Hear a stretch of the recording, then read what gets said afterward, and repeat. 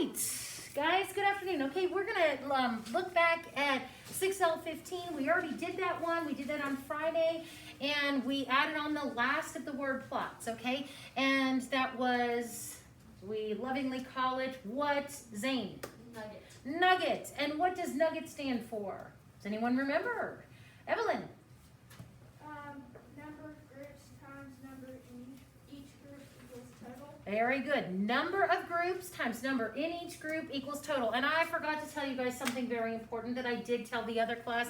So that's what I need to tell you right now is this. Would you please, do you have any, right along the side or wherever you have some notes, write this down, N times G equals T. Okay, I forgot to tell you that G and T always have the same label.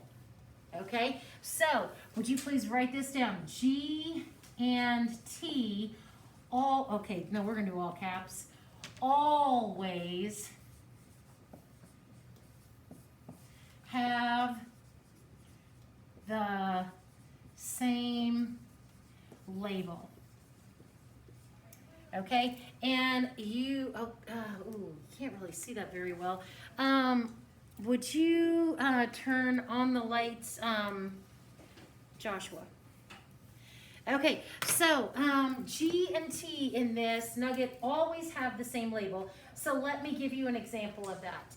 If we say rows times chairs, it always equals chairs. Does that make sense? What was one of the examples that we did on Friday? What were we talking about? Chairs was one of them. Rows times chairs. Do we have any others? There's one about lemonade and money. Okay, lemonade. Okay, so we had cups times money equals money. Very good. Okay, so that's another way that you can know that the number in each group is going to be what the total is going to be talking about, because the number of groups is not what the total is going to be. So I'm just saying that so you can see that it is easier to figure out this way. Was there another problem on there that you can see? What do you remember what the problem was about? There's the B, what was it? Was it about the students? Okay, so write this down. Classes times students equaled the total amount of students. Okay, so that's what I need you to know. So G and T, so the number in each group is the same label as the total. Okay, so that's what I need you to know that I did not give to you on Friday. All right, so everyone have this copied down. Copy this down in your notes. And I have one more thing to give you that I want to put in, let me see. You can't see this. I gave you these notes on Friday. Did everyone copy this down? Anyone still copying? All right, Joshua, would you please turn off the lights? All right, let me turn this guy back on. Unblank you. Okay, so I gave you these notes on Friday that you taped in, right? And it has N times G equals T over it, and it just has an example here, and it just reminds you how to do that. But the next thing I want to give you is this, okay? Word problem plots. This is a summary of the 5 word problem plots. Here's what I want you to do with this. I want you to take your math notebook right here, open up to the very back page, okay? And I want you to tape this, a whole side of it on the white part here, just so that it's a flap, so that you can still see information there, okay? So for example, Hudson, I'm gonna go ahead and do yours. Let's see. All right, so here it is in Hudson's. I've got it taped right here. And so it's just a flap so that you can still see what's underneath it. But I want that as a reminder to help you have a quick find for the word problem plots, okay? Because these are the equations that I want you to use when you're solving these word problems to help you set up an equation. That's the important thing here, okay? That's why we're using the word plots, is to help us set up equations. Got it? So this goes in the very back.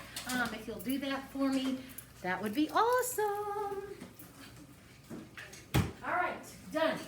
Now, we're ready for today's lesson. Yes, 6L16. All right, today's lesson is 6L16, rounding, whole numbers, and estimating. All right, and there are 4 examples. Does anyone remember the rule about rounding? Anyone remember? Just Evelyn? I think she shared an answer with us already. Anyone else? All right, Evelyn, spill. 4 or less, you go to, 4 or less, you go to the, so we have 64, we go to 60. 5 or more, raise the score. Okay, so 4 or less, Let it rest. let it rest, so it rounds to 60. If you have 5 or more, Let it score. let it soar. And so you would raise 65 up to 70. All right, so whatever that number is, that digit is, so if it is 0, 1, 2, 3, or 4, you would let that number rest. And this is, of course, rounding this to the nearest tens place. And this one, rounding it to the nearest tens place, you look at the number in the place just next to the tens place. And if it's 5 or more, so 5, 6, 7, 8, or 9, you would let it soar. You would add 1 point to it. So in this case, you'd add 1 point to the 6, and it would be 70. A great way to think about rounding is to see it on a number line. If you were to see, here is 60, here is 70, and right smack in the middle, what's right smack in the middle of 60 and 70? Hudson? 65. And so we say if it's halfway or more, you round up. If it is less than half, you round down. Okay, so for example, if it's right here, is that closer on that number line to 60 or to 70? Brinley? 60. So whatever this would be, 62 probably, 62 would round down to 60. Okay, so that's one way that you could visually see that. All right, so let's see what the notes and the examples look like. All right, so rounding whole numbers and estimating. To round whole numbers, underline the place value that you are rounding to. All right, and then circle the digit to its right. And then ask if the circled number is 5 or more. If so, add 1 to the underlined number. If not, the underlined number stays the same. All right, and then replace the circled number and any numbers after it with 0. Remember, I will give you these notes in a moment, okay? So for example, if we were rounding 472 to the nearest 100, they're saying underline the 4 because it's in the hundreds place, circle the digit, just to the right of it, which is the 7, and the circled digit is the one that we say, if it's 4 or less, let it rest, 5 or more, let it soar. Okay, so it's 7, so we let it soar, so the 4 becomes 5, and all the digits after it become 0. Okay, so that is the key that some people forget to do, is that all the digits after it become 0. But then look, they have it on a number line for you to see also. Okay, because I think on the number line it really makes it clear that, oh yeah, duh, it's closer to 500, right? It's just easy, okay? So here's 400, here's 500, here's 450, which is right smack in the middle, and 472 is right here. Sure, it's closer to 500. Got it? So that's why we would round it to 500. Make sense? All right. To estimate answers, you round the numbers before we add, subtract, multiply, or divide. Oh, this is another important thing, is that if you are asked to estimate a problem, you don't solve the problem for real and then round the final answer. Okay? That defeats the purpose of estimating.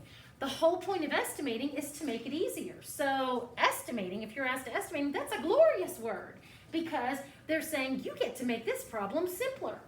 Okay? So for example, if we were doing and I'll make it an easy problem. If we were doing 457 plus 321, we could round these. Let's round them to the nearest hundred and see what our answer will be, okay? You get to estimate, so we're gonna round. So I'm doing this to show that we're gonna round, okay? So 457, is it closer to 400 or to 500? Risa?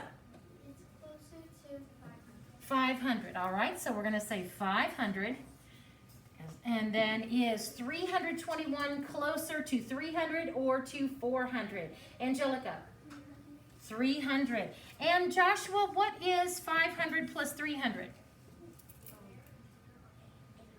800.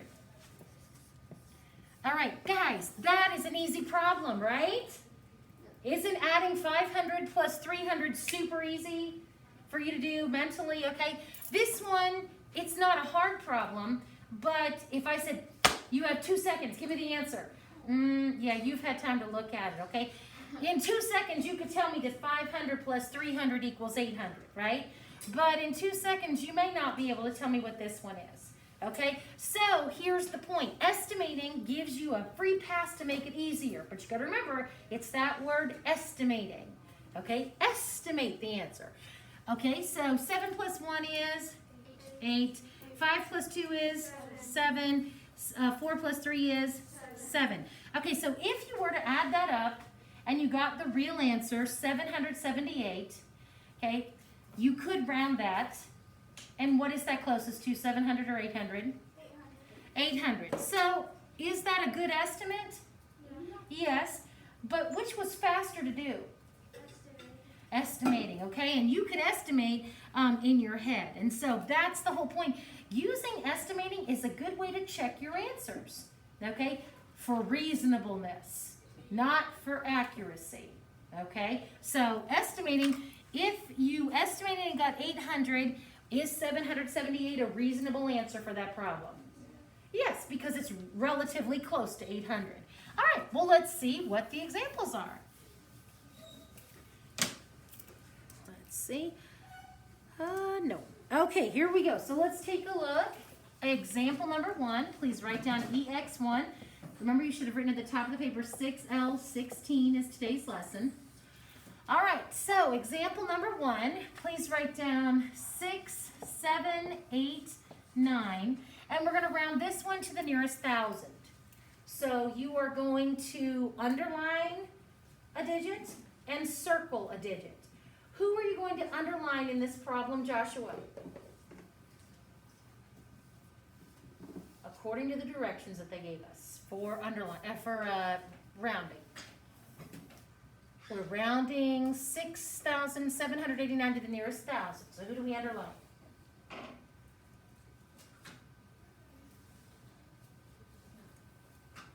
Not the 9. Did you say 9? No, we want to round it to the nearest 1,000. So who's in the thousands place? 6. So we're going to underline the 6. Who are we going to circle here? Hudson. 7. So we circle the 7. And so this is where we're going to come in and we're going to say 7. If it's 4 or less, let it rest. If it's 5 or more, let it soar. So Brinley, the 7, are we going to let the 6 rest or are we going to let it soar? We're going to let it soar, which means we're going to add 1 to it. So 1 plus 6 is 7. And then what happens to the digits afterwards? Evelyn? They all become zeros. So the correct final answer for this is 7,000. Does that make sense to everybody? All right, you should have this copied down in your notes. For example 1, everything I have on the board you should have in your notes. All right, so we got that one correct. Where it says we were rounding between 6,000 and 7,000. All right, now next one, example number 2. EX2 says round 550 to the nearest 100. Zane, what do you think? Well, you underline 5. Which 5? The first, well, 500, the 5 in the 500s place. In the hundreds place, yes. And then you circle the second 5. Mm-hmm. And then you round it to 600.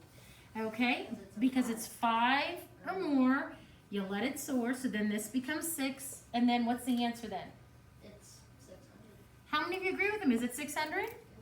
Okay, all right. So I'm guessing that's the last of the rounding, and now they're going to have us do some estimating. Yep, there we go. Please don't be the same problem I gave to you. Okay, here we go, because I came up with that off the top of my head. It's Okay. close. It is pretty close. I would agree with you. Okay, so example 3, it says estimate the sum of 467 and 312. Are we adding, subtracting, multiplying, or dividing here since it says sum, Angelica? We are adding. So I would write this vertically. Oh, goodness. Isn't that what it was? No, it's slightly off, but still gonna be the same answer. Okay, then let's 467. not do this. Oh, goodness sakes alive. Okay, so you know what? I want to go ahead and mix this up a little. I want to change this to be 342. Really? Yeah, I do. I do. Okay, so change this one because this will give us a different answer. Believe it or not. Okay, so let's take a look. Here we go. So we're going to round this to the nearest 100. Okay, so what is 467 closest to? Is it closer to 400 or to 500? Risa? It's closer to 500. It is closer to 500. Very good. What is 342 closest to? 300 or 400? Hannah? 300. Yes, it is closer to 300. All right, so that's what we got the last time. And we already know, because of Mrs. Terry's error, that this is 800, right? All right, now let's take a look and solve this one for real, because it's just slightly different. And we know that 467 rounded to 500, 342 rounded to 300. Now, here's the case. So if this were on a standardized test that you're taking, and they said to estimate the sum, the answer is 800, right? Because the whole point of estimating is you get to do it in your head. It's a glorious thing. All right, now let's solve this for real. 7 plus 2 is 9. 6 plus 4 is 10. Oh, Mrs. Terry! Crazy lady! Okay, 1 plus 4 is 5 plus 3 is 8. Oh, I thought that was going to be further off. Okay, so, whoops, but it is over 800 this time. So, but is 809 Yeah. reasonable with our estimate? Yeah. Yes, it is. It is actually absolutely. not far off, like, at all. No, you're right. It's not far off. You're right. It's not far off. I thought it was going to be closer. It's only 9 off. It's only 9 off. It might be more off if I made that mistake with multiplying. Shall we do a 3-digit times a 3-digit? Yes. I don't know. You don't know? Yes. Oh, let's see. Please no. If they have it, we're gonna do it, guys. All right, let's see. Example 4. Oh, wait, is this technically a word plot? Let's see. It's a nice long word problem, so let's see. Stephanie stopped at the store to pick up a few items she needs. She has a $10 bill and a couple of quarters. She needs to buy milk for $2.29, her favorite cereal for $4.78. Oh, I gotta tell you what Bethany's favorite cereal is right now. Okay. It's something by Minecraft. With the Minecraft. Oh, it's called Creeper Crunch. Have you guys seen it? No. Ooh, she says it's delicious. Are there any Minecraft fans out there? I love Minecraft. Awesome, and so she does enjoy it too. And so they have this Creeper Crunch, and she's like, "Mom, you gotta get some more of that stuff, Have okay?" you got the Mando cereal yet? No, I haven't seen They it. sell it at Walmart. Ooh, I'll have to It pick says that up. the Mando. It's basically like corn puffs with the little like Lucky Charms marshmallows. Nice. Well, see, that's what this Minecraft one, the Creeper Crunch, is similar to that. Okay, back to this. Anyway, okay, favorite cereal got me distracted. Let's keep going. Okay, and orange juice for $2.42. Does Stephanie have enough money to buy what she needs? Okay, no, we're not going to do this as a word plot, but how could we solve this? What do we need to do? Because this one is going to actually be a multi-step estimation problem. What do we need to do to figure this out? Brinley? I have $2.29, $4.78, and $2.42 up vertically. Okay, we're going to line these up vertically. So write this down. $2.29, $4.78, $2.42. Brinley, are we going to subtract them or what are we going to do? We're going to add them. Okay, but now this whole lesson is about estimating. And so it says, does she have enough money to buy what she needs? Guys, would this be a good one to estimate on? Maybe. I would say no. She only has a $10 bill and a couple of quarters. Yes. I would not estimate. Depends on what the estimate is, okay? And if you're estimating, you might even want to round up here because she might not have enough even with the 10 and some quarters. But let's see. Let's round this to the nearest dollar. So what is $2.29 closest to? Brinley? $2. All right, next one. Angelica, what is $4.78 closest to? Huh? No, it's not closest to $4. Is that what you said? No, because of the 7 is who we look at. So 7 is 5 or more, so we let it soar. So we're going to say that it's closest to $5. Yes. All right, and then last one, we're going to round $2.42. So Zane, what would that round to? $2. $2. All right, so add that up. 2 plus 5 plus 2. Joshua, what does that equal? $9. Okay, well, if it costs $9, does she have enough with her $10 bill and a couple of quarters? Yep. It does. Okay, but let's see what it really is and see if that's really true. Because sometimes estimating it works with money when you're trying to figure out do you have enough. But sometimes when you go to pay for it, if you just have cash, you might not have enough cash. All right, so let's add this up. Oh, I see compatible numbers here. 8 plus 2 is 10. 10 plus 9 is 19. Bring down the 9, carry the 1. I see more compatible numbers. 1 plus 2 is 3. 3 plus 7 is 10. 10 plus 4 is 14. Bring down the 4, carry the 1. 1 plus 2 is 3. 3 plus 4 is 7. 7 plus 2 is 9. All right, so take a look. In this case, does she have enough to buy all this stuff if she's paying with a $10 bill and a couple of quarters? Yes. Okay? I would think so. Wait, tax. Plus tax, but technically they don't tax milk because they see that as an essential. No, they don't. And I doubt that they tax orange juice.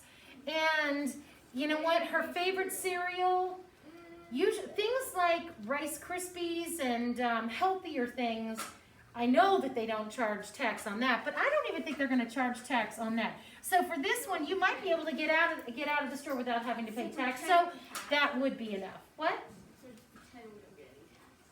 What? I can't hear you. What did you say? Never mind. Oh, what'd you say? What do you mean? No, you don't want to. You don't want to? Oh dear, I'm sorry. All right, so guys, that is it. So tell me, what are some important things to remember when you are estimating and rounding with whole numbers?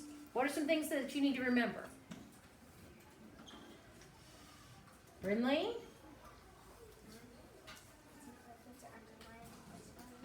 Underline the place value that we're rounding to. What else is something that you need to remember? Zane? The 4 or less, let it rest, 5 or more, let it soar. Yes, 4 or less, let it rest. 5 or more, let it soar. And there's one more thing in rounding that you got to remember to do after you've rounded. After that place value, Hannah, what do you need to do? You make sure that you have zeros everywhere behind that. Does that make sense, guys? All right, well, you guys have enough time to start on your homework. All right, so let's get started. Bye.